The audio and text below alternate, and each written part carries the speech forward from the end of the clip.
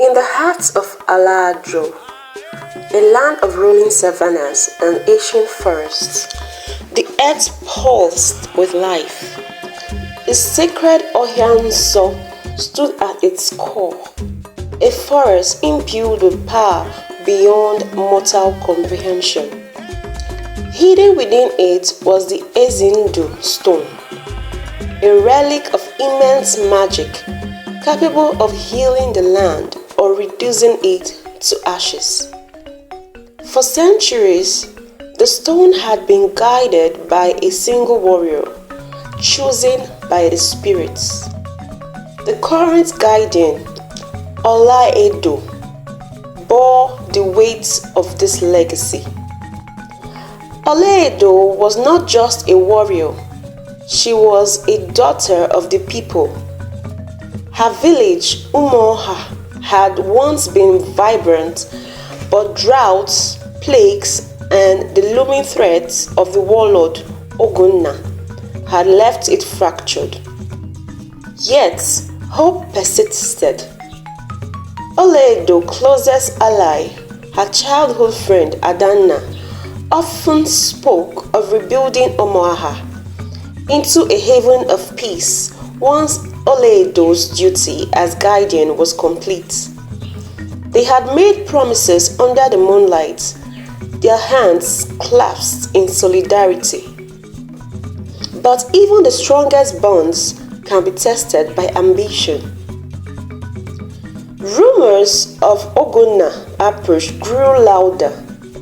He was a man of fire and blood, whose armies ravaged lands and bent kingdoms to his will. Desperate, Ọlaedo turned to Adanna, who had risen to become the leader of the village council. Together, they rallied the people, crafting defenses and fortifying Umuoha. Yet, Adanna's mind was elsewhere. She had watched as her village crumbled, her people begging for scraps, while Ọlaedo wielded the power of the spirits. To her, it seemed unjust that one person could command such strength, while others suffered. Whispers of betrayal began to seed in her heart, planted by Ọgúnna emissaries who promised wealth and power in exchange for the location of the Ezi Ndu Stone. On the eve of the battle, Adanna came to Ọlaedo with false words of encouragement. "You've carried this burden alone for too long," she said, her voice soft as honey. "Let me help you." Moved by the gesture, Ọlaedo shared the secrets of the stone location, trusting her oldest friend. But as night fell, Adanna slipped away to meet Ọgúnna. She led him and his forces to the edge of Ọhịa, her heart heavy but resolute. In her mind, this betrayal was a necessary sacrifice for the survival of her people. Ọgúnna's forces stormed the forest at dawn. Ọlaedo, sensing the intrusion, sprang into action, her spear flashing like a bolt of lightning. The spirits of the forest rose to aid her, twisting roots and stirring the winds to repel the invaders. Yet, the sheer numbers of enemies overwhelmed her. It was then that she saw Adanna among them.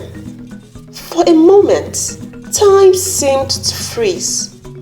Betrayal etched itself into Ọlaedo's heart as Adanna avoided her gaze, her lips tight with regret but her stance firm. "Why?" Ọlaedo's voice trembled with fury. "For the village," Adanna replied. "You've had the power to save us all this time, yet you chose to serve the spirits over your people." Anger surged through Ọlaedo, but the forest whispered to her to remain focused. She fought with renewed vigor, driving the warriors back. But Ọgúnna himself entered the fray. Towering and clad in dark steel, he wielded his war axe with devastating power. The battle raged, and Ọlaedo, though wounded, managed to retreat to the heart of Ọhịa. There, the Ezi Ndu Stone glowed with an otherworldly light. She touched it, drawing strength from its essence. The spirits offered her a choice: unleash the stone's full power, which would destroy Ọgúnna and his army, but also consume everything in its path, or find another way to protect the land. As she deliberated, Adanna arrived, her face streaked with tears. "I didn't know it would come to this," she confessed. "Ọgúnna lied to me. He won't spare the village." "You chose him over us," Ọlaedo spat, her voice laced with venom. Adanna fell to her knees. "I was wrong. Let me help you now. Let's make it right." Before Ọlaedo could respond, Ọgúnna stormed into the clearing. Adanna, in a moment of redemption, leapt in front of him, taking the blow meant for Ọlaedo. Her body fell limp, her final acts and apology etched into her last breath. Fury and grief consumed Ọlaedo. She channeled her rage into the Ezi Ndu Stone, calling upon its power to destroy Ọgúnna. A blinding green light erupted, consuming the warlord and his forces. The energy swept across Ala Ajo, healing the land and restoring life to the drought-stricken plains. When the light faded, the forest was silent.